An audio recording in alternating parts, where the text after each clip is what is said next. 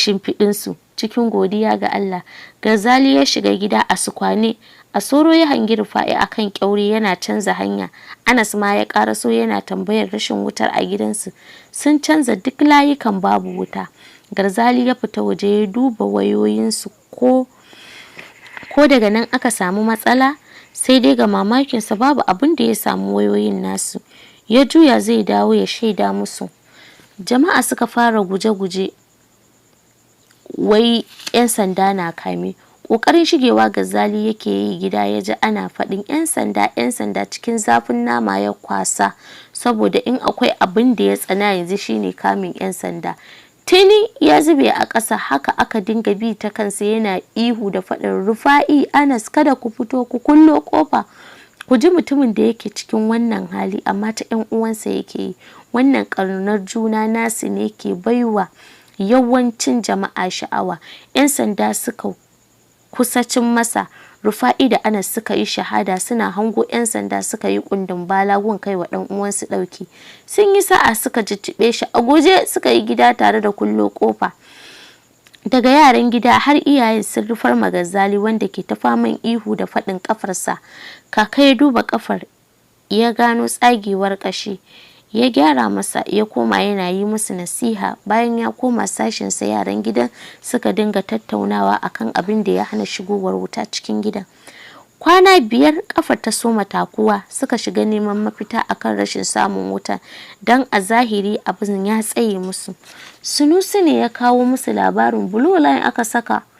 Sun ci alwashin yin maƙarƙashiya gun lalata wutar, kowa ma ya rasa. Fakan ido suka dinga yi, suna bin soraye suna tsinke wayoyin jama'ar unguwa. Jama'ar unguwa suka farga, abin ya zamo rigima, sai dai su kansu jama'ar unguwa wai su suka dinga ji ana cewa yaran babban gida ne, shi yasa suka baza ido don gano gaskiyar lamarin. Abubakar ya kai wa kaka labari, kaka kuma ya sanarwa kawun Legas abin da ke faruwa. Washe gari ya duro gidan, ya haɗa su ya dinga yi musu faɗa kamar zai dake su. Daga ƙarshe ya juye da yi musu nasiha. In ya hato wanda zai iya ɗaukar duk abin da aka haɗa musu tukunna, kowa ya samu lafiya. To, ta tsinci kanta cikin wani sabon yanayi wanda bata taɓa ji ba. Faiza na lura da ita, ta ƙara ƙaimi gun yi mata wasu kalamai wanda kunninta ba su saba jin irinsu ba. Idanun Nasima suka juye zuwa jajaye tun kan a kaɗa tashi. Ta janyo hannunta suka bi ta barauniyar hanya. Manni na tsaye a can bayan makarantar.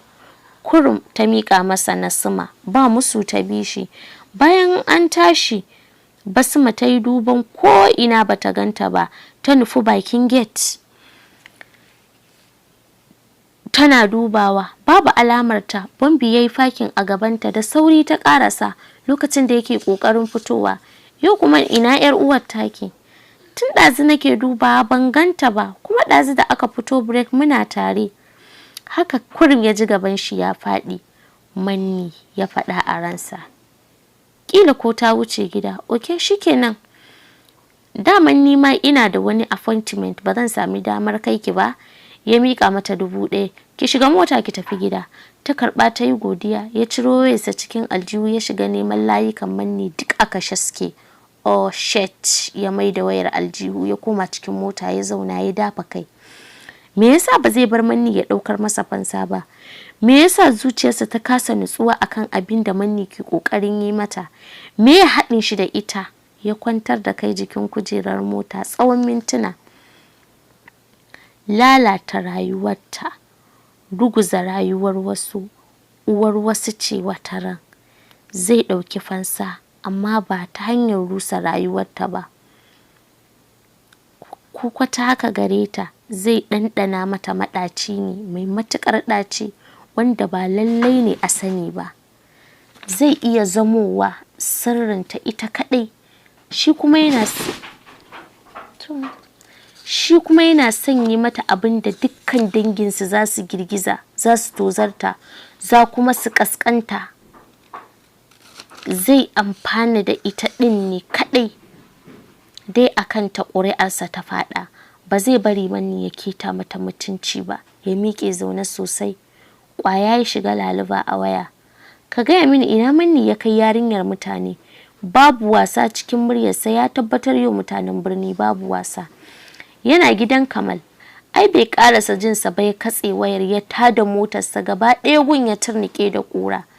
Tun da ya kai ta gidan yake jin zuciyar shi a yamutse.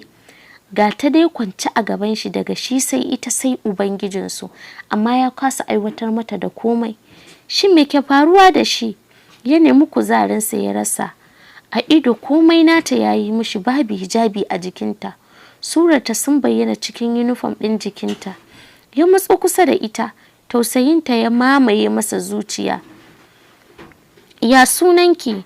Bata amsa ba, sai wani kallo da take bin shi da shi. Kin amince? Ba zan aikata miki komai ba. Zan yi haka ne ko na samu nutsuwa. Na daɗe ina mafarkin wannan rana. Yau gashi mun daɗe wanda babu sauran wani hijabi a tsakani. Amma na kasa aiwatar da komai a kanki. Hakan ya nuna mini cewa ke ta daban ce. Ina tsoron keta miki mutunci. Amma ki yi mini alkawari za ki so ni. Nan ma bata ce komai ba, ya yi murmushi, ya fahimci yadda take ji a jikinta. Ya miƙa mata hannu. Ta miƙo nata da sauri, ya mai da hannunsa. Ya zauna yana tuna ya zai yi. Wallahi ba zan iya ba. Na cutar da ke, ki yi haƙuri. Ya miƙe ya ɗauki hijabinta ya miƙa mata. Ki saka kin ji? Ki yi haƙuri. Ta so mu tafi. Sumsum ta bi shi a baya. Bombi ya fito daga maɓoyarsa cikin sauki wani dogon ajiyar zuciya. A kan idon shi komai ya faru tun farko. Maganganun da Manni ya dinga yi mata ne ya hana shi tunkarar su. Ba shakka yarinyar na tattare da albarkar iyaye. A daidaita sau ya tarar mata ta shiga. Tsoron jimawa da ta yi bata iso gida ba ya sa ta shiga sashen Farida. Kallo ɗaya ta yi mata, ta fahimci yanayin da take ciki. Zarginta ta so mai. Haka ya sa ta karɓi jakarta tana dubawa. Takardar cingan ɗin ta gani. Ta ɗauko. Wa ya baki? Ta faɗa mata duk yadda abin ya faru. Da sauri ta ji kanwa ta bata, ta umarce ta da ta zauna. Za ta shiga ciki, ta ce ita ta tsayar da ita, tana taya ta aiki. Ta gama kimtsa masa sashinsa kamar yadda ta saba. Ta miƙe za ta tafi, ya dakatar da ita. Zo ki gaya mini waye sirikina. Ta yi saurin tashi. Kai ne mai gidan, kai ne sirikin. Ya katse ta. Nasima, kin sake haɗuwa da wannan sallamammen yaran? Ras ta ji gabanta ya faɗi, a sabule ta ce, na daɗe da mance shi, ko ganin shi na yi balle na iya gane shi ba. Kaka ya ce ba zan taɓa mance shi ba. Kullum sai na nemi tsari da shi. Hoton fuskarsa bai ɓace mini ba. Nakan tuna shi babu adadi, ko a cikin duhu na gan shi zan shaida shi. Na tsane shi tsana mafi muni. Tun da na taso ban san hanyar police station ba sai a dalilinsa. Tun da nake babu mutumin da ya taɓa munana mini irin shi. Nasima, na tsane shi. Ta rintsa ido ta buɗe, ya dakatar da magana. Ya aka yi? Ta ce kaina nake ji yana sara min. Ya buɗe wata kwano da ke kusa da shi, ya ɗauko wani ƙullin magani ya miƙa mata. Maza jiki ki hayaƙi. Ta kaɗa kai kawai ta bar ɗakin. Ta fatake kamar wadda ƙwai ya fashewa a ciki. Ki riƙe kuɗin nan da kyau, ki kai wa Baturiya. In na fito zan zo. Abbakar ya ce, Bilki baki yi ganganci ba, haba Abbakar. Ko Yusra ba ta iya da kuɗin nan ba, ballantana Nasima. Ni yanzu ba zan iya fita ba, ita kuma ta riga ta matsu. To shikenan, Allah ya tsare. A cikin fas ta saka kuɗin ta miƙa mata. Ki kula, kin ga kuɗi ne na fili da na siya a gunta. In kin yi wasa da shi duka mun rasa. Ta yi nisa cikin tafiyarta, ba ta yi aune ba, ta ga wasu samari su biyu sun tsare ta. Yadda ta ci kwikwiye jakar hannunta ya sa suka tabbatar da cewar akwai kuɗi a ciki. Suka shiga yi mata kurari haɗi da muzurai. Ta ba su jakar, ta ƙanƙame jakar cikin rintsa ido tana yi musu magiya. Ganin tana son ɓata musu lokaci ya sa suka fito da wuƙa muraran. Dubi nan, suka ce da ita. ta buɗe ido, tana yin ido biyu da wukar ta saki jakar ƙasa suka ɗauka. Barinta suka yi agun a tsaye cikin tashin hankali. Wata siririn layi suka bi inda Bambi ya fake, wanda tuni ya gama ganin abin da ke faruwa. Ya yi sa'ar taɗe ɗayan wanda shi ke riƙe da jakar ya faɗa gefe, jakar ta faɗi. Ya sunkuya ya ɗauki jakar ya yi mata kyakkyawar riƙo. Gadan-gadan ɗayan ya yo kansa da wuƙa, yana ƙoƙarin goce masa. Cikin rashin sa'a ya soka masa ita a kwiɓi. Cikin razane Bambi ya dafa gun. Irin jinin da suka ga yana zuba ya sa suka yi ta kansu. Cikin ƙarfin hali ya soma tafiya har ya fita daga cikin lungun. Nasma na nan a tsaye kuka take yi, ta hange shi. Uban jini na zuba, ga jakar ta riƙe a hannun shi. Ta yi saurin ƙarasawa gare shi, ta ƙarasa kiɗimewa.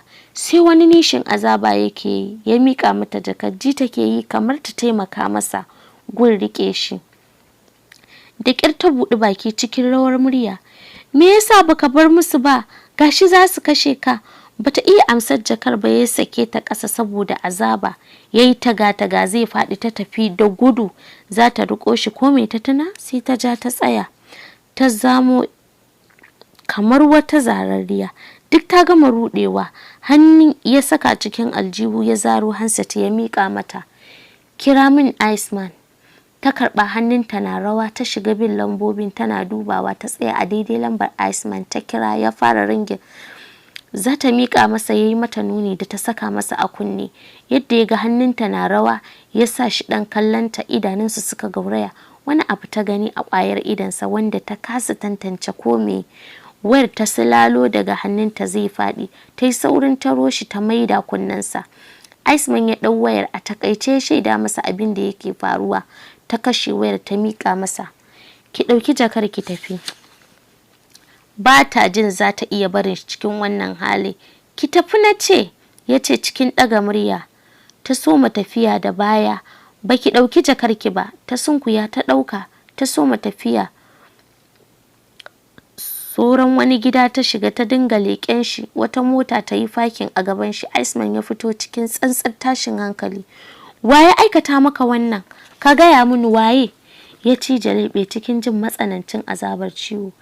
Ba za ka iya jin komai ba yanzu. Iceman, ka kai ni asibiti. Ya rungume shi a jikin shi, bai damu da jinin da ke bata masa fararen kayan da ke jikin shi ba. Suka shige mota. Bata fito daga sauran ba sai da suka bar gun. Tun da ta dawo gida ta shige ɗaki cikin bargo. Zazzaɓi ne ya rufe ta ruf. Banda kuka babu abin da take yi. Hoton Bambi ya kasa ɓace mata daga idanun shi. Jinin da ta ga yana zuba ya fi komai tsaya mata. Duk lokacin da ta tuna, kukanta yakan tsananta. Gaba ɗaya ta firgice, sun rasa kanta a gidan. Abubakar ya dubi Bilkisu. Ina tunanin yarinyar nan ta yi gamo ne. Kalli fa yadda ta fita. Allah ne kaɗai ya san abin da ke damunta. Amma ka san Allah kan saukar da jarabawarsa akan bawa duk lokacin da ya so. Da ya ga dama sai a dawo mana da ita a mace. Don haka ka sa a ranka Allah ne ya saukar mata, ba wani aljan ba.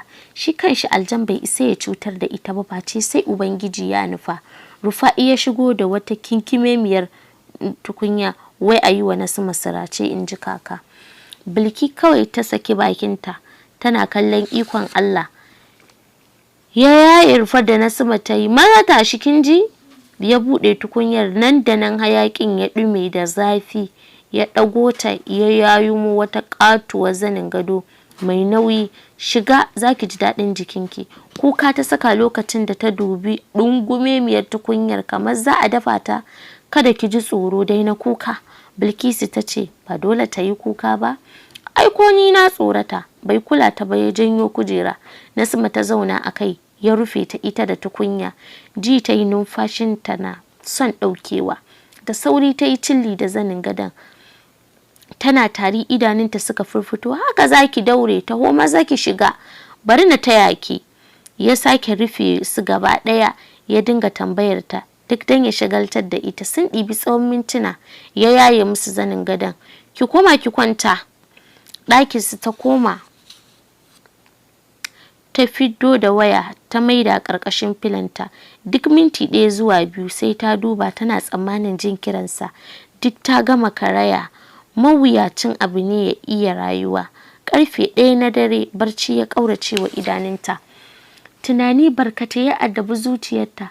Ta juya ta kalli su Basma, barcin su kurum suke yi cikin kwanciyar hankali. Ta miƙe zaune ta zaro handset daga ƙarƙashin filo.